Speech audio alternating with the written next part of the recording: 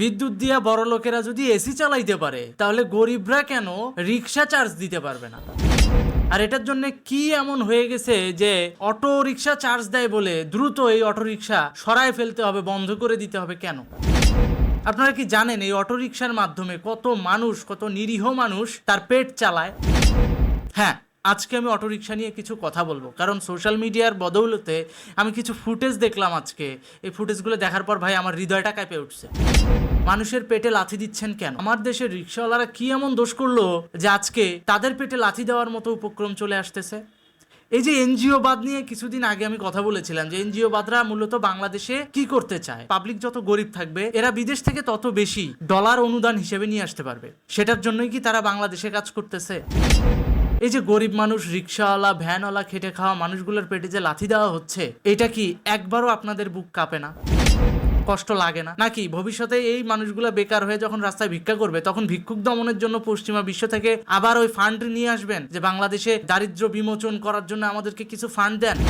NGO বাদের লক্ষ্যই তো এটা। যারা এনজিও বাদ সম্পর্কে জানেন না তাদেরকে এই ভিডিওটা দেখার অনুরোধ করছি। এই যে স্ক্রিনে দেখতেই পাচ্ছেন, থাম্বনেইলের ছবি দেওয়া আছে, এই ভিডিওটা দেখার অনুরোধ করছি। আমার এসএস সাব্বির ইউটিউব চ্যানেলে গেলে পাবেন। আজকে রিক্সাওয়ালারা ভাত খেতে ভাত পাচ্ছে না কেন? তারা মেইন রোডে রিক্সা নিয়ে উঠলেই তাদের রিক্সা জব্দ করা হচ্ছে, চার্জার রিক্সাগুলোর ব্যাটারি খুলে নেওয়া হচ্ছে। কিন্তু ঢাকা শহরে প্রতিবন্ধী, বয়স্ক এই ধরনের মানুষগুলোর জন্য কিন্তু চার্জার অটোরিকশা অ্যালাউ করেছিল তৎকালীন সরকার, মানে সাবেক সরকারের কথা বলছি। তারা এই অটোরিকশাকে বাংলার টেসলা উপাধি দিয়েছিল। কেন দিয়েছিল? কারণ এটার মাধ্যমে সাধারণ জনগণ যেমন ইনকাম করে খেতে পারে, অনেকে খুব অল্প সময়ে সার্ভিস নিয়ে গন্তব্যে পৌঁছাইতে পারে। তো আপনারা মেইন রোডে চার্জার অটোরিকশাগুলোকে উঠতে না দেন, কোনো সমস্যা নাই। আপনারা গলিগুলাতে তো চলতে দিতে পারেন, মহল্লার ভিতরে তো চলতে পারে, সেটাও আপনারা দিচ্ছেন না। আপনারা কি করতেছেন? চার্জার অটোরিকশার ব্যাটারি খুলে নিয়ে চলে যাচ্ছেন। ভাই এটা কি রকম প্রহসন বলেন তো? এটা কি রকম প্রহসন? এই প্রহসন দিয়ে, গরিবের পেটে লাথি দিয়ে আপনারা কোন রাষ্ট্র সংস্কার করবেন? নাকি আপনারা চান এই লোকগুলা বেকার হয়ে যাক, তারা ভিক্ষা করুক, তারা ছিনতাই করুক, দেশে অপরাধ বেড়ে যাক, যাতে মানব অধিকারের নামে ফান্ড নিয়ে আসতে পারি, যাতে দেশে অপরাধ দমনের নামে ফান্ড নিয়ে আসতে পারি? এনজিও বাদরা তো এটাই চায়। এনজিও যারা চালায় তারা তো এইভাবেই ফান্ড নিয়ে আসে। সেটাই কি চাচ্ছে এখন এনজিও বাদের এই গোষ্ঠীটা? কিংবা তারা কি এটা চাচ্ছে যে বাংলাদেশে এই যে মুরব্বী মানুষ যারা এখন পরিশ্রম করে খায়, সব মুরব্বীরা কিন্তু ছেলে মেয়েদের কাছ থেকে হাত পেতে টাকা নিতে অভ্যস্ত না? কেন অভ্যস্ত না জানেন? তাদের আত্মসম্মান বোধ আছে এই জন্য। তারা কি করে? শেষ জীবন পর্যন্ত পরিশ্রম করে খেটে খাইতে চায়। তারা চায় না যে শেষ বয়সে সে সন্তানের হাতে আমি হাত পাতি, 2টা টাকা দিবে সন্তান, সেই টাকা দিয়ে চলি। তারা এটা চায় না। তারা কি করে? একবেলা অটোরিকশা চালায় কিছু টাকা ইনকাম করে। আপনারা যখন আজকে সেই অটোরিকশাটা বন্ধ করে দিচ্ছেন, এই সাধারণ খেটে খাওয়া গরিব মানুষগুলো কিন্তু কান্নাকাটি করতেছে, তাদের পেটে লাথি পড়তেছে বলে তাদের আয় বন্ধ হয়ে যাচ্ছে। এই বিষয়গুলা কষ্টদায়ক। আমি আপনাদেরকে একটা ফুটেজ দেখাতে চাই। একজন মুরব্বী, তিনি রীতিমতো কেঁদেই ফেলছেন। কেঁদে তিনি বলতেছেন, আমার অটোরিকশা যদি এখন বন্ধ করে দেয় আমি কি করে খাবো? কারণ ওই মুরব্বী চায় না যে সন্তানের কাছে হাত পেতে টাকা নিব, সেটা চায় যতদিন বেঁচে আছি নিজে পরিশ্রম করে খাবো। এটা কি তার অন্যায়? নিশ্চয়ই এটা অন্যায় হওয়ার কথা না। আমি কি করে খাবো? আমাদের কর্ম দিয়ে প্রতিপতিদেরকে রাজত্ব করতেছে, এটা কি ঠিক? আমি একটা বাড়িতে চালাতে পারবো না, কি উড়াইয়া একটা গাড়ি উঠাইছি, এই গাড়ি মনে করেন যে চালাইয়া কিস্তি উঠতে হইব। আজকে বন্ধ করতে কিস্তি আমি কি দিয়ে উঠবো? কি দিয়ে পারবো? আমি কি দিয়ে কি দিয়ে চলবো? আমি রাস্তা ভিক্ষা করবো? আমি ডাকাতি করতে পারবো? দেশের ভিতর সরকার নাই, তাই নাকি এই অভাবের ভিতরে কর্ম করে যেতে পারি না? আমাদের কি খাওয়া জন্য যেতে আর কিছু নাই? দেখে না আপনাকে মানুষ না। তো এই যে রিক্সা শ্রমিকদের উপর যেটা করা হচ্ছে জুলুম, এই জুলুম থেকে পরিত্রাণ পাওয়া উচিত। কারণ বড় লোকরা যদি এসি চালাইতে পারে ভাই বাংলাদেশের বিদ্যুৎ দিয়ে, তাহলে গরিবরা কেন অটোরিকশা চার্জ দিতে পারবে না? আমার প্রশ্নটাই তো এটা। আপনারা কোটিপতি, পয়সাওয়ালা, আপনারা এসি চালাইতে পারবেন, ওখানে বিদ্যুৎ অপচয় হবে না। কিন্তু যখন একটা গরিব খেটে খাওয়া মানুষ চুরি, ছিনতাই, ভিক্ষুক বা ভিক্ষাবৃত্তি এগুলা বাদ দিয়ে এসে যখন একটু কামাই রোজগার করে খেতে চায়, তাদেরকে কি খাওয়ার সুযোগটা দিবেন না? আপনারা রোজগার করার সুযোগটা দিবেন না? এটা কোন ধরনের আইন? অতি দ্রুত এই সমস্ত আইন বন্ধ করে এই সাধারণ মানুষগুলোকে যেন কর্মক্ষম করা যায় বা তারা যেন কর্মে ফিরতে পারে, সেই বন্দোবস্তগুলো করা উচিত। হ্যাঁ, অটোরিকশার গতিবিধি আপনারা নিয়ন্ত্রণ করে দিতে পারেন, একটা নিয়ম করতে পারেন যে এই স্পিডের বাইরে যাওয়া যাবে না, কারণ এখন তো ট্রাফিক পুলিশের হাতে তো স্পিড মিটার আছে। সে অনায়াসে যে কোনো যানবাহনের দিকে মেশিনটা ধরলেই কিন্তু বুঝতে পারবে যে ওটা কত কিলোমিটার স্পিডে যাচ্ছে। আপনারা স্পিড নিয়ন্ত্রণ করে দেন। গরিব মানুষের পেটে লাথি দিয়ে আইন ফলায়া সে আইন কোনো কাজে দিবে না, কারণ এটা গরিবের দেশ ভাই। এখানে 90% মানুষ কিন্তু বড় লোক না, গরিব। 10% মানুষ বড় লোক। সেই 10% মানুষের কাছে আইন যখন আপনি দেখাইতে যান তখন তো পারেন না। তাহলে শুধু শুধু এই 90% গরিবদেরকে কেন আইনের জাতাকলে ফেলতেছেন? আপনারা একটা নীতিমালা করে দিতে পারেন, কিংবা আপনারা একটা নিয়মের মধ্যে রেখে এই জনগোষ্ঠীটাকে তাদের আয়ের রাস্তাটা তৈরি করে দিতে পারেন। অনেক স্টুডেন্ট আছে, অনেক প্রতিবন্ধী আছে, যারা কিনা শুধুমাত্র এই অটো রিক্সার টাকায় লেখাপড়া করে, কেউ সংসার চালায়। এই মানুষগুলোর দিকে একটু তাকান, এই মানুষগুলোর দিকে একটু তাকান। বাংলাদেশ দিন দিন গরিব হচ্ছে ভাই। আগে ছিল বাংলাদেশ দিন দিন উন্নয়নশীল রাষ্ট্রে পরিণত হচ্ছিল। মানুষ নতুন নতুন পদ্ধতিতে ইনকাম করার ওয়ে পাইতো। যেমন আগে ছিল প্যাডেল রিক্সা, তারপর অটো বাইক চলে আসলো, অটো রিক্সা চলে আসলো। অটো বাইক দিয়েও কিন্তু আজকাল পাঠাও রাইড দেয়, অনেকেই দেয়, কিংবা পাঠাও অ্যাপসের মাধ্যমে দিতে না পারলেও ডেকে ডেকে যাত্রী নিয়েও কিন্তু সার্ভিস দিচ্ছে। এই জিনিসগুলো কখন সম্ভব হয়েছে? যখন বাংলাদেশ বিদ্যুতে স্বয়ংসম্পন্ন হয়েছে। তো এগুলো তো বিদ্যুতে স্বয়ংসম্পন্ন রাখার দায়িত্বটা তো সরকারের। এখন সরকার যদি বিদ্যুতে স্বয়ংসম্পন্ন বাংলাদেশকে রাখতে না পারে, সেই ব্যর্থতার দায় কি গরিব রিক্সাওয়ালারা নিবে? তাহলে একটা কাজ করা উচিত। এই যে পরিবেশ উপদেষ্টা সৈয়দা রিজওয়ানা হাসান, উনি বলেন না পরিবেশ নিয়ে খুব বড় বড় ডায়লগ দেন, ওনার গাড়িতে এসি কেন? ওটাতে কি পরিবেশ দূষণ হচ্ছে না? ওনার গাড়ি থেকে কার্বন ডাই অক্সাইড নিঃসরণ হচ্ছে, সেটাতে কি পরিবেশ দূষণ হয় না? শুধু কি এই রিক্সাওয়ালার ক্ষেত্রেই সব আইন? তার ক্ষেত্রে আইন নাই? ও, তিনি উপদেষ্টা এই জন্য। আর তিনি তো এনজিও বাদের একজন অন্যতম স্বপ্নদ্রষ্টা। আর এনজিও বাদ সবসময় মনে রাখবেন, যারা সমাজের কর্তা আছেন তারা মনে রাখবেন, আমি বলে রাখছি, পারলে যাচাই করে দেখবেন, এনজিওরা সবসময় বহির্বিশ্ব থেকে অনুদান নিয়ে চলে। তারা চায় পাবলিক যত গরিব হবে তাদের কাছ থেকে লোন নিবে, লোন নিয়ে পাবলিক আবার কাজকর্ম করে কষ্ট করে সেটা শোধ করবে। আর সেই জন্যই পাবলিককে আয়ের রাস্তা বন্ধ করে দিয়ে জোরপূর্বক লোন নেওয়ার বন্দোবস্ত করতেছে এই এনজিওবাদের গোষ্ঠীরা। এই বিষয়গুলো আপনাদের বুঝতে হবে, এই বিষয়গুলো ওয়ান বাই ওয়ান আপনাদের ফাইন্ড আউট করতে হবে। আজকে রিক্সাওয়ালার পাশে আমরা সাধারণ মানুষরা যদি না দাঁড়াই, কালকে এই রিক্সাওয়ালারাও আপনাদের জন্য কিছু করবে না। কারণ এই গরিব শ্রেণী যদি বড় লোকদের সার্ভিস দেওয়া বন্ধ করে, বিলাসিতা করার তখন সুযোগ নাই। তখন দেখবেন এই যে টাটকা পুটকা সেজে থাকেন না, তখন হয়ে যাবেন যে কাজের বুয়া। নিজের কাজ নিজের করতে হচ্ছে, চাকর নাই, আশেপাশে হেল্পিং হ্যান্ড নাই, কেউই নাই। এখন রিক্সাওয়ালারা আপনাদেরকে সার্ভিস দিচ্ছে, আপনারা সেই সার্ভিসটা দীর্ঘদিন ধরে রিসিভ করছেন। রিক্সাওয়ালাদের পেটে যদি লাথি পড়ে, আপনারা সাধারণ জনগণ কেন চুপ করে থাকবেন? আপনি বলেন, আপনারা কেন কথা বলছেন না? উচ্চবিত্তরা এসি চালাইতে পারলে নিম্নবিত্তরা অটো রিক্সা চার্জ দিতে পারবে না কেন? এসি তো বিলাসী পণ্য, কিন্তু এই যে অটো রিক্সা, এটা তো সাধারণ মানুষের খেটে খাওয়া একটা অবলম্বন রে ভাই। অনেকে আছে, দেখলাম আজকে সেনাবাহিনী একটা লোককে গ্রেফতার করে নিয়ে যাচ্ছে গাড়িতে তুলে। লোকটা রীতিমতো কেঁদে ফেলছে যখন সাংবাদিকের কাছে বর্ণনা দিতে গেছে। আমি কিস্তিতে 1 লাখ টাকা লোন লইছি। আমার বাচ্চা, একটা ছোট বাচ্চা 4.5 বছরের, আর আমার ওয়াইফ। আমি চালাইতে পারতাছি না কোনো মতে, ঠিক আছে? আমার বইয়ের কোনো মতে লোন তুলছি, আমার শ্বশুর শাশুড়ি জিম্মা রেখা। হ্যাঁ, আমি একটা অটো কিনছি।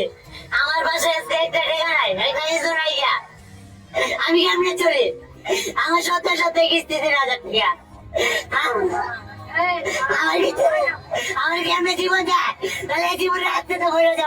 সে বলছে আমি 1 লাখ টাকা ঋণ করে, ওই সমিতিতে লোন নিতে গেলে তো মেয়ে মানুষকে লোন দেয়, ছেলে মানুষকে দেয় না, তো বউকে সমিতিতে ঢুকায়া তার নামে ঋণ নিয়ে সেই টাকা দিয়ে সে অটোরিকশা কিনছে, 2টা ডাইল ভাত খাবে ভাই। এই জন্য এখন সেই অটোরিকশা চালকের ব্যাটারি যদি আপনারা খুলে নিয়ে যান, সেই অটোরিকশা চালকের যদি রাস্তায় নামতে না দিয়ে উল্টা তাকে গ্রেপ্তার করে নিয়ে যায় মামলায় ফালায় দেন, তো এই বেচারা নিজেরই ভাত জোগাড় করতে পারে না। এ কি করবে? মামলা চালাইতে পারবে? পারবে না। মাঝখানে কি হলো? এই পরিবারটা কিন্তু মাঝখানে হ্যাসেল হলো। এই সমস্ত নির্যাতন তো পাবলিক আপনাদের কাছ থেকে আশা করে না। আরেকটা জিনিস দেখলাম, বাসওয়ালাদেরকে প্রচুর নির্যাতন করা হচ্ছে, বাসের হেল্পার, ড্রাইভার, এদেরকে। এই যে সমন্বয়ক পরিচয়ধারী শিবির কর্মীরা যখন বাসে যাতায়াত করে, তাদের কাছে স্বভাবতই, তারা তো আর গায়ে ট্যাগ লাগানো বা সাইনবোর্ড লেখা নাই যে এরা সমন্বয়ক কি সমন্বয়ক না। স্বাভাবিকভাবে ওই হেল্পার তাদের কাছ থেকে টাকা চাইছে যে ভাই ভাড়াটা দেন। স্বাভাবিকভাবে ভদ্র ভাষায় বললেও তো হয় যে ভাই আমি স্টুডেন্ট, আমার কাছে স্টুডেন্ট ভাড়া রাখেন। সে ডাইরেক্ট বলতেছে কি, আমি জগন্নাথ বিশ্ববিদ্যালয় সহ সমন্বয়ক, তুই আমার কাছ থেকে ভাড়া চাইস মানে তোর লাইসেন্স নিয়ে। এগুলো কি ভাই? এই বাসওয়ালা, রিক্সাওয়ালা, ঠেলাগাড়িওয়ালা, সাধারণ স্টুডেন্ট এবং সাধারণ জনতা আপনাদের পাশে দাঁড়ায় নাই আন্দোলনের সময়? শেখ হাসিনার পতনের সময় দাঁড়ায় নাই? দাঁড়াইছে তো। এই মানুষগুলাকে তো আপনারা ইমোশনালি ডাইভার্ট করছেন, মানুষগুলো কিন্তু আপনাদের ইমোশনালি ডাইভার্সনের দিকে সাড়া দিছে, কিন্তু সেই মানুষগুলোকে এখন আপনারাই নির্যাতন করতেছেন। এটা কোন ধরনের আইনের শাসন? আমি ফুটেজ দেখাচ্ছি, আমার কথা আপনাদের বিশ্বাস করতে হবে না, প্র্যাকটিক্যাল ফুটেজ দেখাচ্ছি।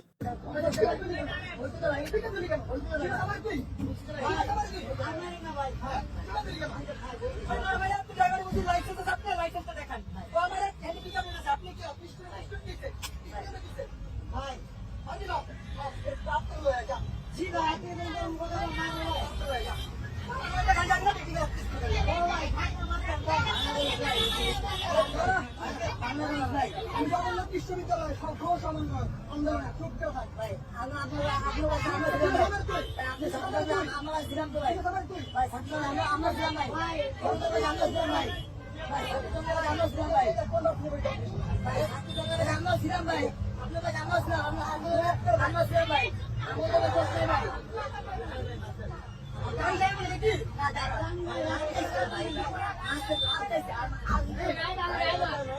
সো এই হচ্ছে অবস্থা। এভাবে সমন্বয়ক নামধারী ব্যক্তিরা যদি সাধারণ শ্রমিকদের উপর, খেটে খাওয়া মানুষদের উপর অত্যাচার করে, ডোমিনেশন চালায়, তাহলে এইটা দিয়ে আপনারা কোন রাষ্ট্র সংস্কার করবেন?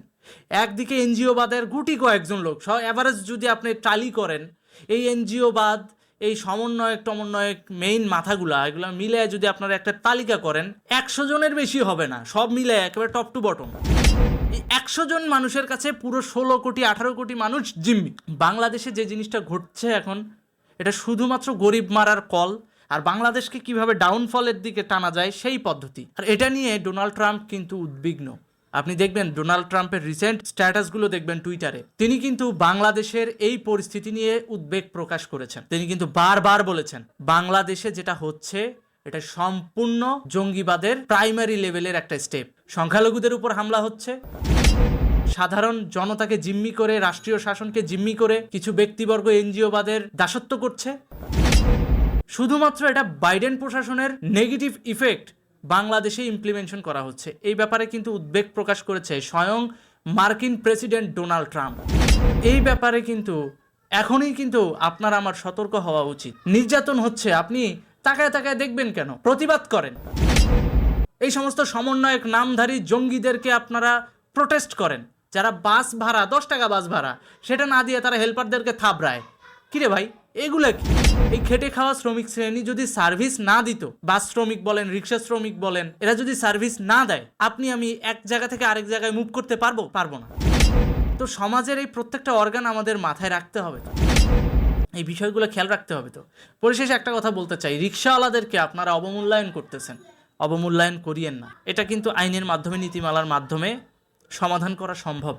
কিন্তু আপনি যদি রাস্তায় রিক্সা উঠতেই না দেন, তাহলে সাধারণ মানুষ মুভ করবে কিভাবে? সাধারণ মানুষ চলাচল করবে কিভাবে? যাদের শক্তি সামর্থ্য আছে তারা অনেকেই প্যাডেল রিক্সা চালাচ্ছে, এতে কোনো সন্দেহ নাই। কিন্তু যেই মানুষগুলো প্রতিবন্ধী, যেই মানুষগুলো বয়স্ক, যে এই সময় তার শরীর একেবারে কোনো মতে চলতেছে, চাইলেও সন্তানের কাছে হাত পাততে পারতেছে না, এই মানুষগুলোকে আপনারা কি করবেন বলেন তো? তারা তো অটোরিকশার উপর নির্ভরশীল, তাহলে কেন তাদের পেটে লাথি দেওয়া হচ্ছে?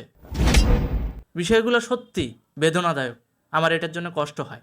সাধারণ মানুষের কোনো কষ্ট আমার সহ্য হয় না, আর এই জন্যই আমি কথা বলি। আর আমার জার্নালিজমের ক্ষেত্রে, তথ্য গবেষণার ক্ষেত্রে অনেক তথ্যই আসে যেগুলো আমি চাইলেও আপনাদের ইউটিউবে দেখাইতে পারি না। আমার ইউটিউব চ্যানেলটা আমি অর্গানিক রাখার চেষ্টা করি, ফুটেজ আমি দেখাই না, কিন্তু এই ফুটেজগুলো কিন্তু আপনারা সোশ্যাল মিডিয়ায় অ্যাভেলেবেল পেয়ে যাবেন। সাধারণ জনতার উচিত এখন সোচ্চার হওয়া, সাধারণ জনতার উচিত এখন সমন্বয়ক নামধারী এই সমস্ত জঙ্গিদেরকে প্রিভেন্ট করা। কারণ সাধারণ জনগণ এখন বিচ্ছিন্ন হয়ে আছে, কিন্তু এই মানুষগুলো যদি ইউনাইটেড হয়, একটা বড় শক্তি কিন্তু জাগরিত হবে। আমরা এটা চাই না বাংলাদেশ আবার জিম্মি হোক। আমরা কখনোই কোনো দল মতের বিরুদ্ধে না, আমরা শুধু সাধারণ জনগণের পক্ষে। এখন এই সাধারণ জনগণের পক্ষে থাকতে গিয়ে যদি কোনো উচিত কথা বলে আপনাদেরকে কষ্ট দিয়ে থাকি, তাহলে এটার জন্য আমি দুঃখ প্রকাশ করতেছি। তবে কথাগুলো কিন্তু এক বিন্দু মিথ্যে ছিল না। বাংলাদেশের সাধারণ মানুষ এখন কষ্টে জর্জরিত, এটা সত্য, এটা ট্রু। কাদের কাছে জিম্মি আজকে সাধারণ রিক্সাওয়ালারা? কাদের কাছে জিম্মি আজকে ব্যাটারি চালিত রিক্সাওয়ালারা? বিষয়গুলো একটু ভেবে দেখেন। থুতু দেয় ওই সমস্ত আইনের বিরুদ্ধে, যে সমস্ত আইন সাধারণ রিক্সাওয়ালা, সাধারণ ভ্যানওয়ালা, সাধারণ চার্জার ব্যাটারি চালিত রিক্সাওয়ালাদের পেটে লাথি দেয়। এই সমস্ত আইন কখনো সাধারণ মানুষের কল্যাণে কাজ করে না, বড় লোকদের আরো বড় লোক বানানোর ক্ষেত্রে কাজ করে, যেটা এনজিও বাদের দালালি যেটাকে বলতেছি। কারণ যদি আজকে ব্যাটারি চালিত রিক্সা বন্ধ হয়, আবার অভাব, আবার বেকারত্ব, ব্যবসা করবে, সেটার জন্য আবার লোন নিতে হবে। কিংবা কেউ ভিক্ষা করবে? যে যারা প্রতিবন্ধী ওরাই তো অধিকাংশ সময় ব্যাটারি চালিত রিক্সাগুলো চালায়। এরা যখন রাস্তায় নেমে ভিক্ষা করা শুরু করবে, একটা পর্যায়ে এই এনজিওবাদের এই গোষ্ঠীটাই বিদেশের কাছে চিঠি পাঠাবে, বাংলাদেশে প্রচুর ভিক্ষাবৃত্তি বেড়ে গেছে। কি করবে? সোশ্যাল ওয়েলফেয়ারের নাম করে তখন কিছু টাকা দেন, আমরা বাংলাদেশে দারিদ্র বিমোচন করব, আর হচ্ছে এই সমস্ত ভিক্ষাবৃত্তি বন্ধ করব বলে পশ্চিমা গোত্র থেকে টাকা নিবে, নিয়ে সেই টাকা আইনে আবার এই গরিবদের কাছে সুদে লাগাবে। এইটার জন্য বা এই ব্যবসাটাকে আরো উন্নততর করার জন্য এই সাধারণ রিক্সা শ্রমিকদের পেটে আপনারা লাথি দিচ্ছেন। আপনাদের লজ্জা করে না? মানুষকে বেকার করে আপনারা নিজেরা এনজিওবাদের ব্যবসা করবেন? থুতু দেই আপনাদের এইরকম ব্যবসায়। বড় লোকরা বড় লোক হবে, গরিবরা গরিবই থেকে যাবে। এ কেমন বৈষম্য? এই বৈষম্যের জন্য আপনারা আন্দোলন করেছিলেন? আপনারা না বৈষম্য বিরোধী ছাত্র আন্দোলনের ঘাড়ে বন্দুক রেখে দেশকে নতুন করে স্বাধীন করেছেন? এই সেই স্বাধীনতার নমুনা? ছি, আপনাদের লজ্জা হওয়া উচিত।